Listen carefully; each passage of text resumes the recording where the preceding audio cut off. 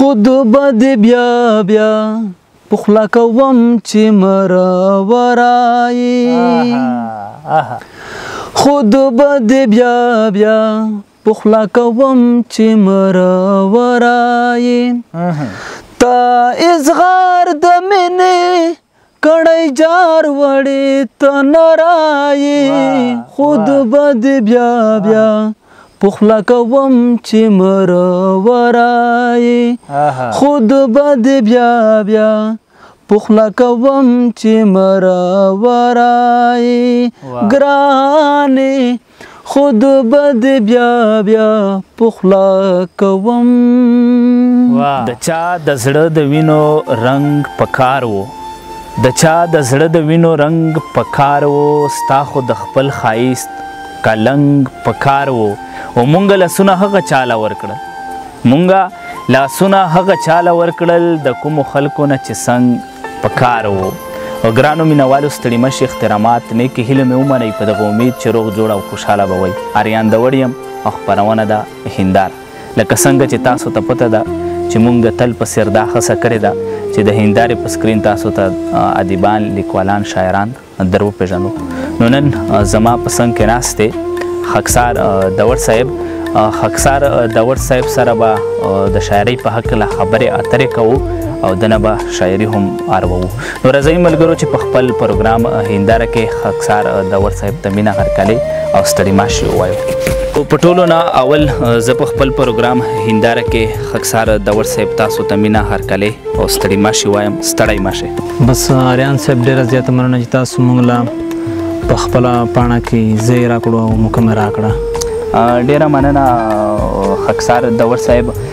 لکه څنګه په ادبي دنیا کې تاسو د خاکسار داور په نوم پیژندل کیږئ که زموږ مینوالو سره مو خپله لنډه شان پیژندګلو وکړه چې ستاسو نوم څه دی د کوم کلي سره مو تعلق دی او تعلیم مو تر کومه حده کړی؟ زما خپل نوم منظور احمد دی او تخلص مې دی خاکسار داور او د خیر کلي سره ژوند په خیر کلي کې ژوند کوم. ډیره مننه. خاکسار داور صاحب هغه کوم وخت و چې تاسو په ادبي دنیا کې قدم کېښودو یعنی باقاعده مو د شاعرۍ لیکل پیل کړه؟ بس 3-4 کاله کېږي چې مونږ په دې کار بوخت یو او په شاعرۍ کې کار کوو. ډیره مننه. خاکسار داور صاحب داسې کوم یو صنف دی چې تاسو ته زیات خوند درکوي او زیات مې عبور وي په مطلب تاسو لیکئ زیات؟ زما خو غزل مې ډېر زیات خوښ دی او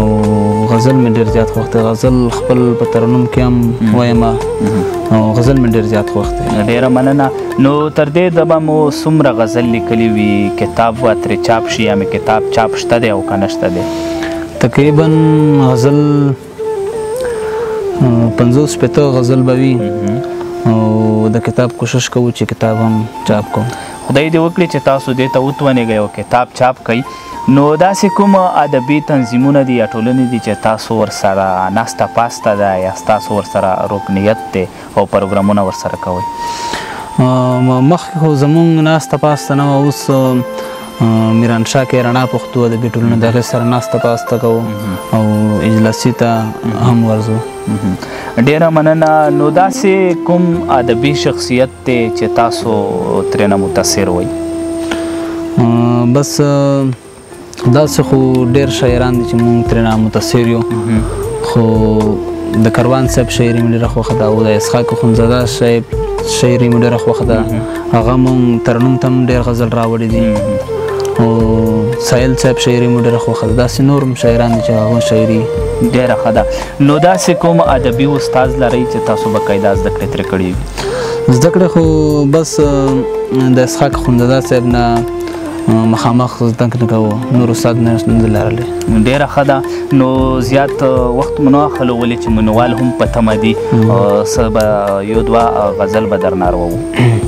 او څه شعرونه دي اول سر چې ارشاد مونږه یاران ساتو ماران نه ساتو، مونږه یاران ساتو ماران نه ساتو، موږ غغه نه یو چې جانان نه ساتو او مرګ ته سلام کوو د مینې په سر،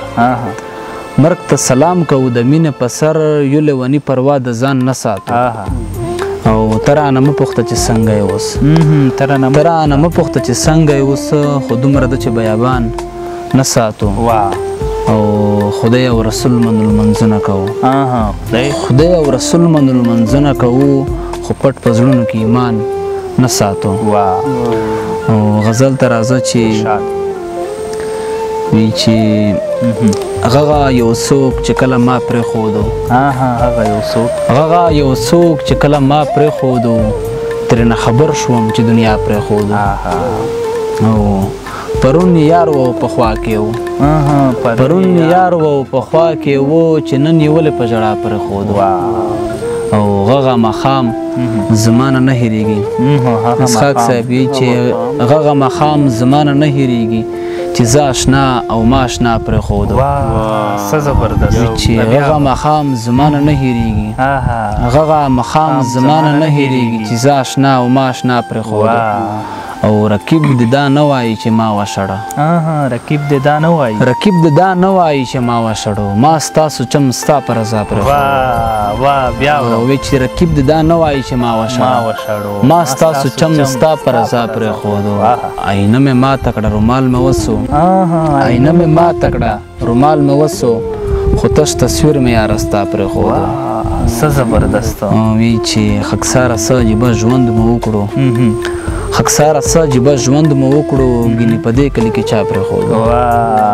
زبردست خکساره د ورصاحب زیات خوند یې وکړو نور هم صدرنار وو او څو شعرونه دي چې ارشاد وی چې پتش تصویر مې تسلي نه کېږي پتش تصویر مې تسلي نه کېږي لاليه راشه ژوند بیخي نه کېږي او دا اوس چې ښه یم نو دومره ښه یم دا اوس چې ښه یم نو دومره ښه یم چې مې په زخم کې چمجي نه کېږي او ته راسره شه نو زه نه یریږم ته راسره شه نو زه نه یریږم که چېرې ته نه وې سیالي نه کېږي او اسحاق صاحب وایي چې پښتون به هله له پښتون زارېده پښتون به هله له پښتون زارېده خو اوس هغه پښتونوالي نه کېږي وایي چې پښتون به هله له پښتون زارېده خو اوس هغه پښتونوالي نه کېږي او پرون یې ښکل کړم او غېږه یې راکړه پرون یې ښکل کړم او غېږه یې راکړه نن راته وایي چې یاري نه کېږي وی چې پرون یې ښکل کړم او غېږه یې راکړه نن راته وایي چې یاري نه کېږي او غزل ته راځه چې وی چې په کوڅه دې تېرېدم لاليه چې په کوڅه دې تېرېدم لاليه په زړه مې لاس زیاتېدو غم لاليه او که خفه کېږې نه نو ما اخله ټوپک که خفه کېږې نه نو ما اخله ټوپک دلته مو نه دی خوښ تورتم لاليه او ستا په خاطر مې چاته هېڅ ونه وې ستا په خاطر مې چاته هېڅ ونه وې ګینې په هر څه خبرېدم لاليه او د بنګو بوټی دی د بنګو بوټیا د بنګو بوټی دی د بنګو بوټیا ته یې هم وس قدم په دم لاليه او لندې جمې ستا په کوڅه کې خکسار لندې جمې ستا په کوڅه کې خکسار له ډېره یخه رپېدم لاليه زبردست نور هم صدرنار وم ولې چې زموږ مینهوال داسې دي چې د غزل شوقي دي زیات وی چې د بلتانه په لاره ستړی یم د بلتانه په لاره ستړی یم له منزل پاتې یم نیمګړی یم او نه لیونی او نه نشه یم زه خو ستا خوږو یادونو وړی یم او چې مې د سوي زړه پوښتنه نه کړي چې مې د سوي زړه پوښتنه نه کړي په داسې چا دې مین کړی یم وی چې او اسمان لک په ما هم ورخمیږه اسمان لک په ما هم ورخمیږه زه هم د دې دنیا وګړی یم او چې زما د مینې لاس وی چې اسمان لک په ما هم ورخمیږه اسمانه لک په ما هم ورخمیږه زه هم د دې دنیا وګړی یم او چې زما د مینې لاس واخیستو چې زما د مینې لاس واخیستو قسم په خدای ما وکه مړی یم چې زما مننه چې زما د مینې لاس واخیستو قسم په خدای ما وکه مړی یم او نه له جانان نه له جهان خفه یم نه له جهان نه له جانان خفه یم له خپل قسمته تباه خړی یم او دیدن دې راکړ ستمګره یاره بدن دې راکړه ستمګره یاره خاکسار د وړ دې له باغړې یم. واه واه ډېر زبردست خاکسار دور صاحب. د پروګرام په دې شیبو کې یو آخري غزل در ناروغم خو هغه هم په ترانم بیا به خپله مرکه راغونډوو. په ترنم. ارشاد. ستا د کلي څو سړي دي څه خواږه څه مېړنې دي نن د ډېرې بې وسۍ نه ما لاسخي په تندې دي غغه خلق ته دعا واخلي چې مور او پلار ژوند دي یاران هم صدا سید چې یو تر بلا لیون دي دا رباب د یو کیارا ستا پلې چوکي بنګړي دي د غپلونا چوران نکړې دا د غغې ګلال دي ای خکسارات چې نه سبدرنگ مازدی گری دی. واہ ارشاد. خود بد بیا بیا پخلا کوم چې مرا ورای خود بد بیا بیا پخلا کوم چې مرا ورای تا اصغار د منه کڑی جار وڑی تنرائی خود بد بیا بیا پخلا کوم چی مروارائی خود بد بیا بیا پخلا کوم چی مروارائی گرانی خود بد بیا بیا پخلا کوم تا بزم زمازا په هر تار په نوی رنگ کې کړم تا به زمزمازه په هر تار په نوی رنگ کې کړم زه هم مست مطرب یم که ته مست سندرایې زه هم مست مطرب یم که ته مست سندرایې تا اصغار د مینې کڑی جار وڑی تنرائی خود بد بیا بیا پخلا کوم چی مروارائی خود بد بیا بیا پخلا کوم چی مروارائی زهم جوغری یم خبر ستالا ارزاخت یم زهم جوغری یما خبر ستالا ارزاخت یم تا کدا صدف سینه کې پټمل غلرائی تا کدا صدف سینه کې پټمل غلرائی